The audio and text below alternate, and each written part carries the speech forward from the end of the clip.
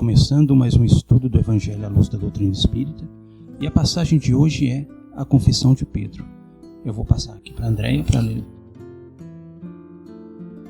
A Confissão de Pedro, 16, versículo 13 a 20.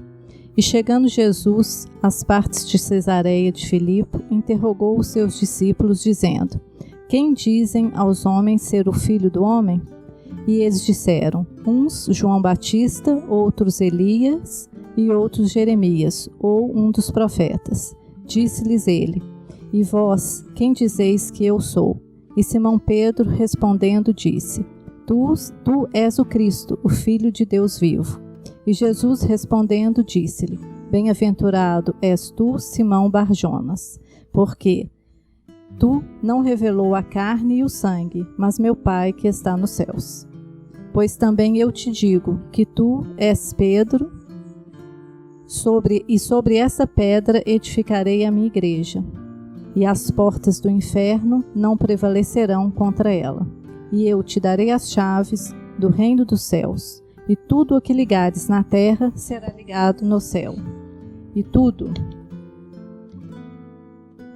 que desligares na terra será desligado nos céus. Então mandou os seus discípulos que a ninguém dissessem que ele era o Cristo.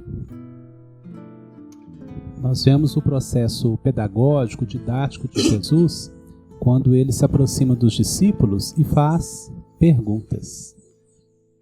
É elementar aqui que Jesus sabia a resposta, ele sabia muito bem quem ele é, né? Mas tem um processo didático de acordar na intimidade de quem está ouvindo, e no caso é o discípulo, para que ele faça uma reflexão sobre aquilo, para que ele trabalhe dentro do campo íntimo algo que hoje nós entendemos como fé raciocinada. Porque a expressão da fé cega, ou seja, aquela que não é raciocinada, pode apresentar para o nosso coração Jesus como uma personagem, como um grande profeta, como, por exemplo, muitos respondiam que era. Era Elias, é Jeremias, ou eu posso ter em Jesus a expressão de algo místico, ou puramente que realiza certas coisas na minha vida. Mas a pergunta vai muito mais fundo, ela vai muito mais na intimidade para que se responda aquilo que se está realmente compreendendo. E Pedro, o grupo vai poder trabalhar esse assunto, ele como que se desenvolve, ou como ele se aprofunda dentro dessa temática e consegue trazer a resposta que mais é verdadeira para ele naquele momento, né?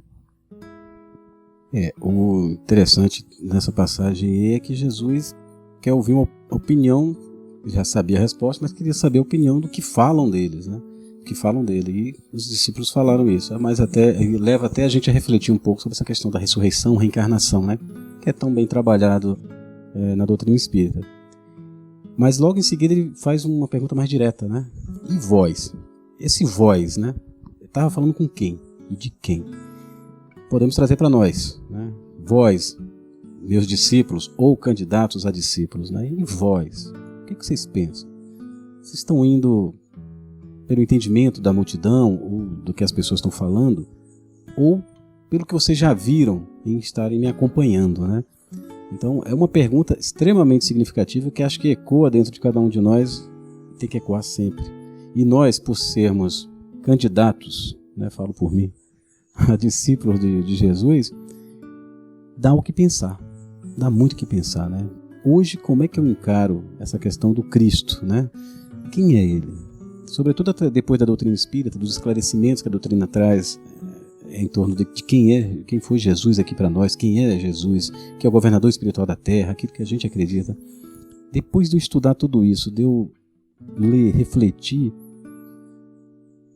para mim, quem é o Cristo, né? Confesso que resposta ainda não tenho 100%. Pedro se arriscou e falou, foi até elogiado, né, por Jesus.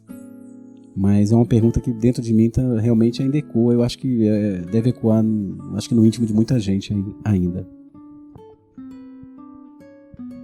Eu estava lembrando do estudo do seu Honório, que ele faz um comentário acerca dessa passagem, e ele fala assim, porque você não perguntou quem é Jesus, né? Você pergunta quem é Jesus, é o governador do planeta, né? Mas quando Simão Pedro fala, tu és o Cristo, o Filho de Deus, ele está falando do Cristo íntimo dele. É a parcela crística de Simão Pedro. O Honório explica isso pra gente. Então é o alcance que ele tem do Mestre. Por isso que Jesus fala daquela forma com ele, né? Logo depois que ele dá a resposta. Então, qual que é a parcela crística minha? O que eu estou conseguindo alcançar do Mestre? Na verdade, isso se trata nada mais nada menos do nosso superconsciente, né? Daquele conjunto idealístico, né? Do projeto de Jesus pra gente. E esse projeto, ele vai se delongando conforme...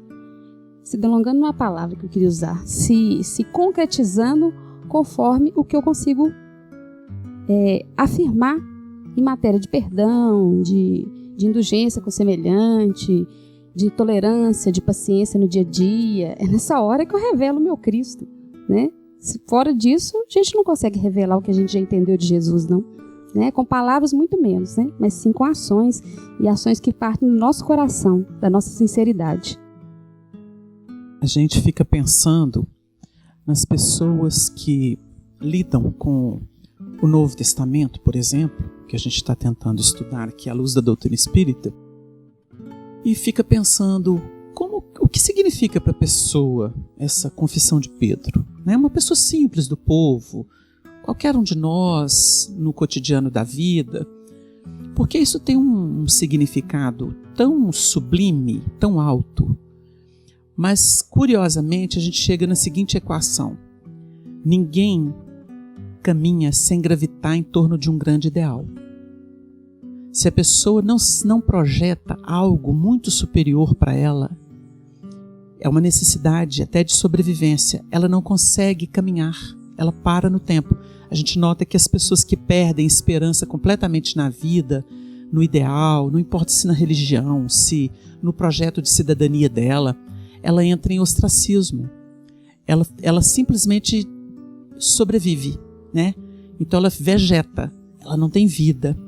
Então a gente tem que procurar essas fontes, e Deus, nesse sentido, ele nos desafia a todo instante. E isso nos remete ao entendimento que a doutrina espírita é tão formosa. Essa doutrina nos ajuda a compreender isso. Nós temos a visão comum no plano religioso. Jesus é o Filho bendito de Deus, Maria, aquele anjo puro que veio ser mãe de Jesus. Pois é, estão lá, nós estamos aqui. Então essa visão é uma visão muito acanhada, muito primitiva. Mas nós costumamos também entrar por esse circuito e começar a trazer, tipo assim, eu sou alguém escolhido por Deus. Eu sou um missionário. Eu sou um médium missionário. Eu sou um espírita que vou mudar o mundo, né? Vocês já viram, todo espírita acha que vai mudar o mundo, né? E a gente é nem 1% da população mundial. É claro que o fermento levia da massa toda e o sal salga o alimento. Mas muitas vezes a gente fica no plano só das ideias. Então o que a gente faz? A gente pega Deus e o adapta à nossa visão personalista. Então, na verdade, a gente está pequenando Deus e seus projetos. Quando a gente delineia, é assim, tem que ser dessa forma. Então a gente se torna ortodoxo, sectário, né? Tem que ser só aqui no meu centro, aqui que é bom, e despreza o resto. Isso é comigo, não é com fulano, nem com cicrano. E aí você está pequenando. Então esse Deus é chamado de imanente. Essa concepção de Deus.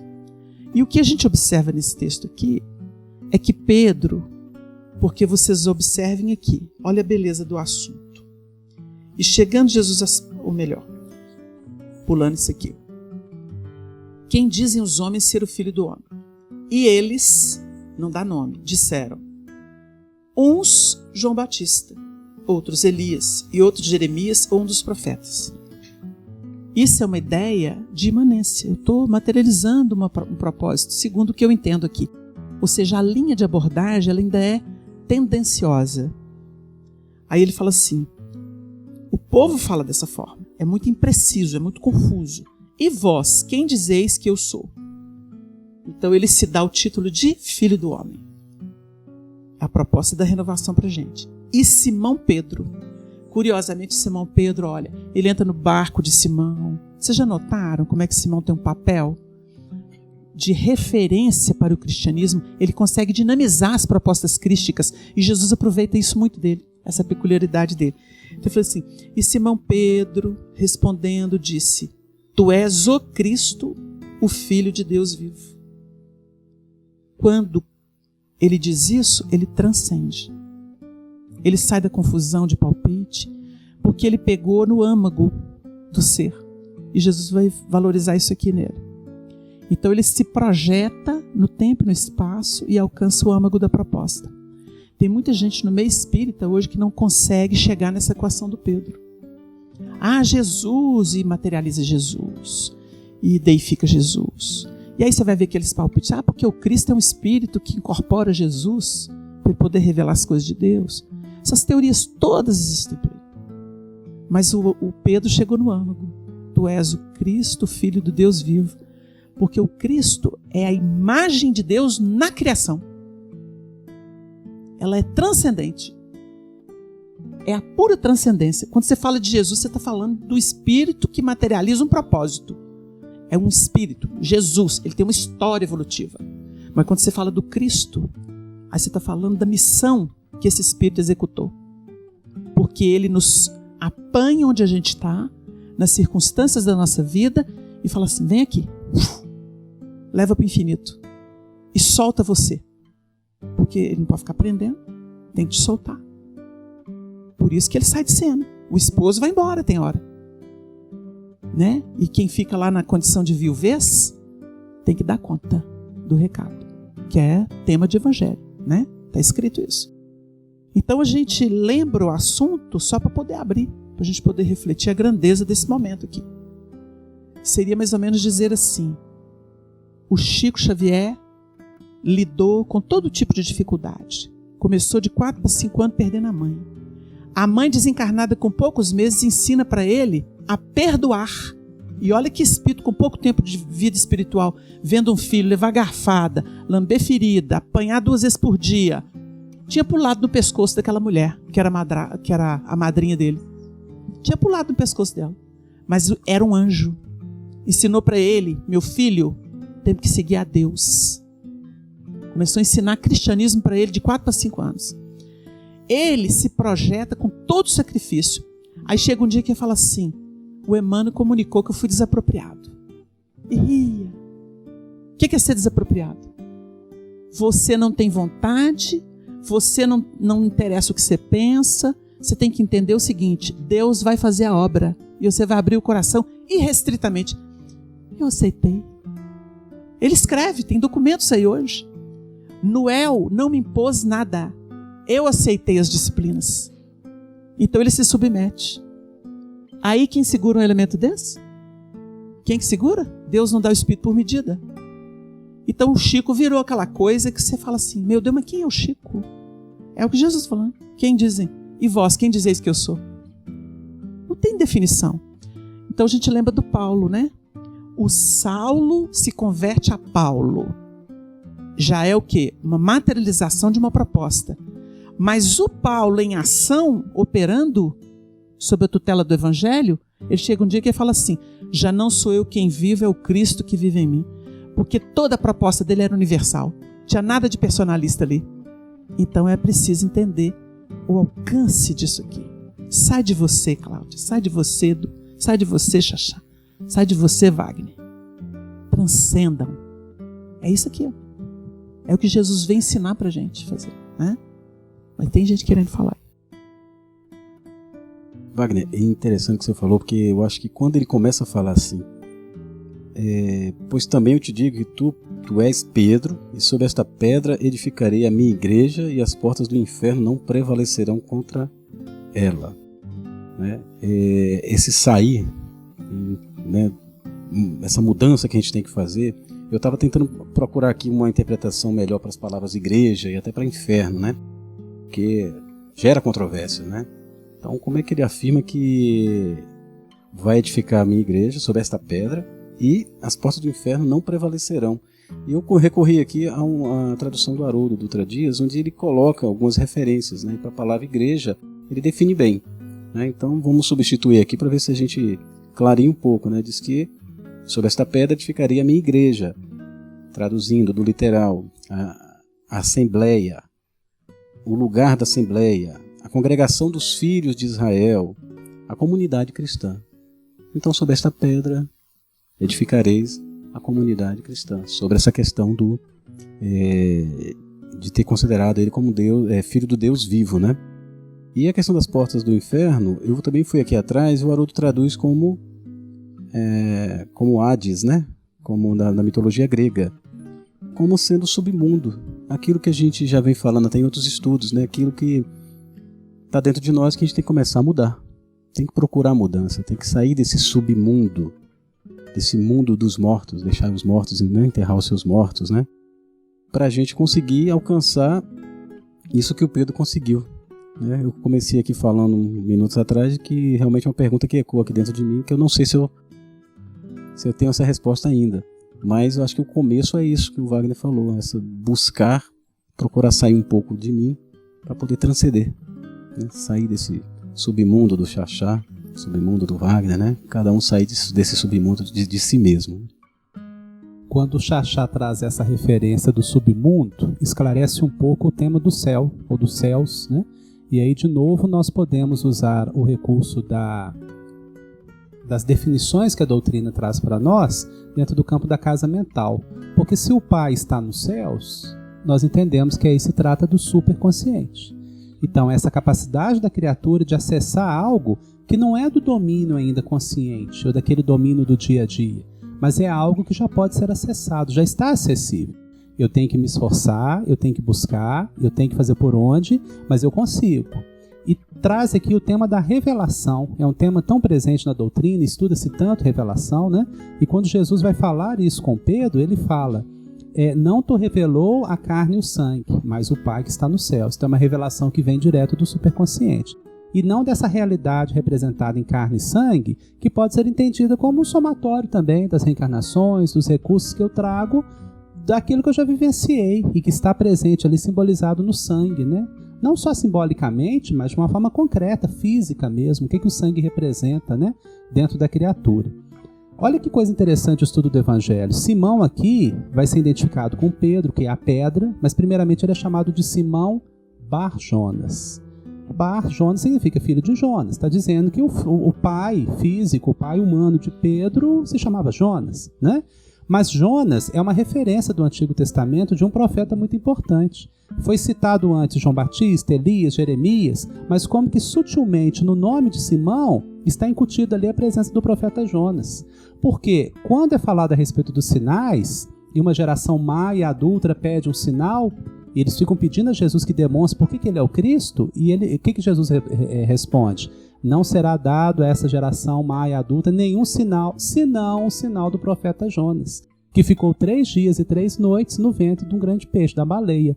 E depois podemos fazer a correlação, quer dizer, Jesus mesmo faz essa correlação. Da mesma forma, o Filho do Homem permanecerá 3 dias e 3 noites no seio da terra. Falando da renovação, já foi estudado em outro capítulo do nosso estudo a questão do dia e da noite, mas aí a questão dos 3 dias, trazendo uma proposta evolutiva, em que percebemos em 3 dias arrependimento, expiação e reparação, né? Ou uma proposta de chegar na ideia, assimilar a ideia, conseguir gestar aquilo dentro de si, mas depois conseguir fazer fruto, trazer a consolidação de teoria e prática.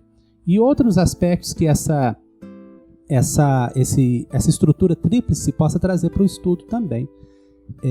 Lembrando isso, Jonas aqui não está falando daquele profeta, mas o texto ele é tão sutil e ele, como é para tocar o sentimento, é para tocar assim, não tem como ler Bar Jonas e não lembrar do profeta Jonas, mesmo sabendo que não é exatamente a mesma pessoa, mas os temas conversam entre si, né? E o Evangelho é rico demais para nos sugerir isso tudo. Ainda no que o Xaxá trouxe sobre o inferno representando a ignorância, né, o erro e os conflitos. Então a gente entende que a gente, quando começa a sair desse inferno, a gente começa a mudar de posição. Ao invés de sermos só usufruários dos bens da vida, a gente começa a ser colaborador. daí a gente está edificando uma nova igreja íntima, né? E aqui diz, e sobre essa pedra edificarei a minha igreja. Então eu edifico a igreja em bases sólidas, em uma nova mensagem e um novo mundo íntimo. E essa base vai nos dar condições dessa igreja, desse nosso mundo íntimo, resistir às tempestades que chegarão na nossa caminhada. Nós vamos percebendo como que se monta todo o entendimento em torno de uma proposta do Evangelho. Porque a riqueza de material que nós detemos no Espiritismo é fecunda demais. A gente percebe que o estudo da casa mental é uma chave, sem dúvida alguma, para a compreensão desses processos. O inferno, ele está configurado no subconsciente, que é onde nós vamos encontrar toda a herança ancestral, que foi o trabalho que a gente deu conta de fazer de modo desordenado, vamos dizer assim, em que as circunstâncias nos conduziam. Nós sempre fomos levados primeiro pela necessidade e depois pelos interesses que foram sendo desenvolvidos na intimidade nossa.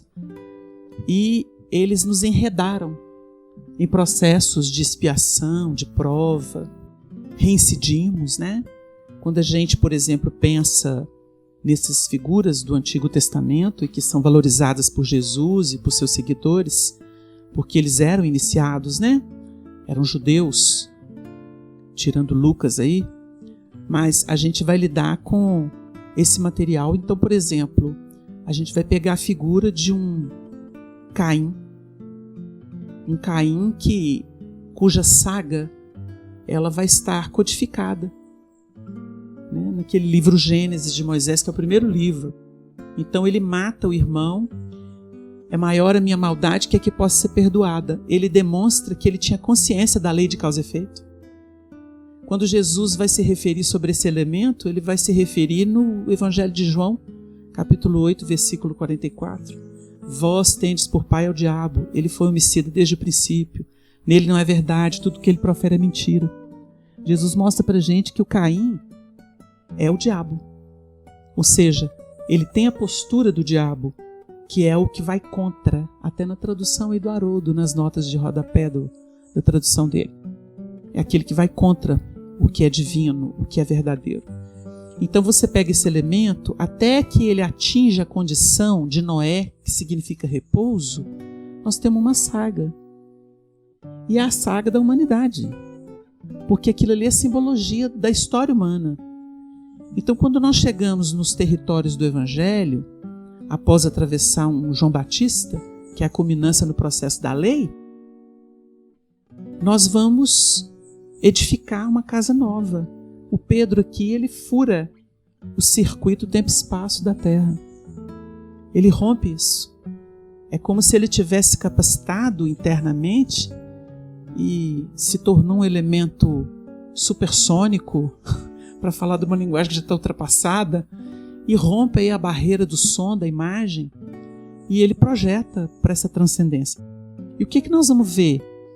Ele receber chave. Olha que interessante.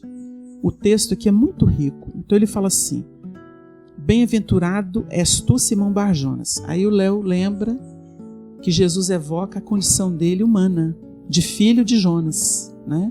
Fala até da simbologia. Essa simbologia, ela nos ajuda a entender que sem o banho da carne, isso aqui não seria possível. Porque o que é a concepção de Deus puro, sem nada, sem matéria, sem nada, é estático. Uma proposta estática. Então nós precisamos da natureza. O número 2 é a natureza. É o dinamismo da ideia de Deus. E você soma o 1, que é a teoria, com a prática, que é o 2, você tem o 3. Aí você vê a trindade universal. Então o espírito sai da teoria, entra no campo prático, que é o mundo da matéria, da carne. Aí ele atesta as suas concepções, seus ideais. E ele projeta isso. Bem-aventurados porque tu revelou não a carne nem o sangue, mas meu Pai que está nos céus. Ele capta do infinito. Esse é o grande projeto para todos nós. Pois também eu te digo que tu és Pedro, e sobre esta pedra edificarei a minha igreja. No sentido de que, daquilo que Paulo fala, temos um templo. As grandes operações de transcendência, elas se dão nessa igreja, que é íntima, é pessoal, intransferível. Você pode remontar uma igreja que pode ser um centro espírita, um templo católico, protestante. Ali é uma assembleia, como definiu o Haroldo aí. Você se reúne com pessoas dentro da linha de afinidade, para se fortalecer, para trocar impressões. É uma convivência, é um campo operacional, sem dúvida nenhuma.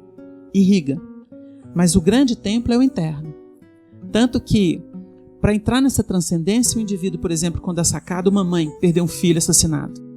Se essa mãe, como já aconteceu, a gente viu isso na grande mídia, se essa mãe consegue passar por cima da sua dor e enxergar o criminoso como filho de Deus e passar da assistência para esse elemento, como já aconteceu, a gente viu isso na mídia, essa mulher é a transcendência pura. Ela entrou na proposta crística. Ela saiu da religião comum. Ela saiu da esfera da conveniência. Porque a gente opera, mesmo na religião, dentro de conveniências. É o meu cargo, é o meu trabalho, é a minha mediunidade, é a minha palestra, é o meu espaço. Quando abre mão disso, você se faz tudo para todos, aí acabou. O indivíduo está preocupado consigo, não está preocupado com a obra. Aí é a proposta crística. É o que a gente vê nesses elementos. Então vem a minha igreja. Sobre esta pedra edificarei a minha igreja, e as portas do inferno não prevalecerão contra ela. E vocês tocaram num assunto que é muito bonito, porque qual que é o grande desafio do ser? O grande desafio da criatura humana são os condicionamentos, que vêm do subconsciente. Eles têm força de lei. Eles não pedem licença, simplesmente se implantam. Porque a gente costuma dizer assim, e essa animalidade? E essa expressão de fera? Como é que eu faço com isso? Tem que ter contenção. Tem que ter filtro. Mas que filtro é esse? Aí você tem que falar assim para o indivíduo. Você deixa o passado e avança para o futuro. Traz o futuro para o seu hoje. Esse é o filtro. É substituição. Um elemento não larga alguma coisa que domina por nada. Ele tem que começar a materializar um novo propósito de vida. É aquela história do Chico, né? Ninguém pode voltar atrás e fazer um novo começo, mas pode começar agora e fazer um novo fim. Essa é a proposta. Então, as portas do inferno não prevalecerão contra ela. Contra quem? Contra esse templo. Porque se você começa a relativizar os processos pelo conhecimento de natureza superior, pelo seu esforço em que primeiro você calcula, você vira e fala assim, eu vou fazer uma tarefa. Aí você vai visitar um enfermo, você vai ajudar num passe, você vai dialogar com o espírito, se capacita para isso, você vai ser um médium para poder ajudar essas entidades. O que você está fazendo? Você está entrando no futuro para poder voltar para o passado. Então o evangelho é assim, entra para depois sair. Evangelho não é o contrário, porque todo mundo quer sair para entrar. No evangelho você entra primeiro para depois sair. Porque para você desativar a retaguarda, você tem que ter comprometimento lá no futuro. Então não tem jeito. Por isso que as portas do inferno não prevalecerão, porque nenhum automatismo será maior do que aquilo que você está edificando para você mesmo. E ele avança quando ele diz assim, e eu te darei as chaves do reino dos céus. Que chaves são essas? Você vai entrar no âmago das virtudes. Você entra no âmago das virtudes. E essas virtudes são capazes de, pelo plano da irradiação vibracional, desativar qualquer proposta antiga. O elemento pode até vir, a força do passado pode até vir, mas ela vem teratológica. Em que o elemento, por exemplo, arma a mão para dar uma pancada e fala, meu Deus, o que eu estou fazendo? Isso é um ato teratológico. Porque você já não é mais, você não tem mais essa identidade. Você fala assim, peraí, o que eu estou fazendo? Né? A história que o Sonoro um dia contou com o irmão dele, o Oswaldo Abreu, chegou em casa, quando ele chegou, todo mundo saiu correndo. Aí ele fez a seguinte reflexão, oh meu Deus, eu sou um ditador porque ao menor sinal que eu estou chegando, todo mundo para de fazer o que está fazendo e corre para uma posição que julgam o ideal. Aí ele fez a reflexão. Mas é mais ou menos isso. Nós começamos então a identificar o tipo de proposta que sai de nós. E ele continua, né? E tudo que ligares na terra será ligado nos céus, e tudo que desligares na terra será desligado nos céus. Questão de vinculação e desvinculação. Isso aqui é uma aula de vinculação e desvinculação, né? Alguém quer falar mais alguma coisa? Então a gente, já culminando aqui o nosso tempo, para desativar no céu, tem que operar na terra. Quando o elemento vai para o mundo espiritual e aprende lá, ele está se preparando para operar aqui. Porque lá ele não desvincula. Lá ele carrega o compromisso. É no plano terreno. Então tudo que ligares será ligado. E tudo que desligares será desligado. Eu preciso primeiro ligar. Eu não posso me esquecer disso. Eu tenho que me ligar ao que é superior. Então o que um estudo desse faz com a gente? Desliga tomadas mentais. O que é isso? Aí eu vivo só pensando no meu problema, mas aqui eu descanso dele. Deu uma ideia? É por aí. Então eu começo a neutralizar forças que me governavam e passo a avançar para um território que não era meu. Então o Filho do Homem é esse labor que tem essa natureza operacional. Agora, sem dar passo, ninguém muda. Então tem que ter o esforço pessoal. A mensagem da transcendência crística é o propósito da doutrina espírita. Por isso que ela não tem formalidade.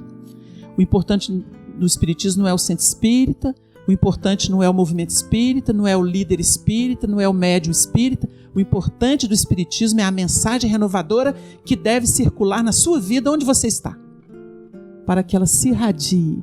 E vamos lembrar aqui, a única força que muda no universo é a do amor, porque só ela vibra. Só ela, o resto é balela. Então nós agradecemos a Deus e que o Senhor nos abençoe.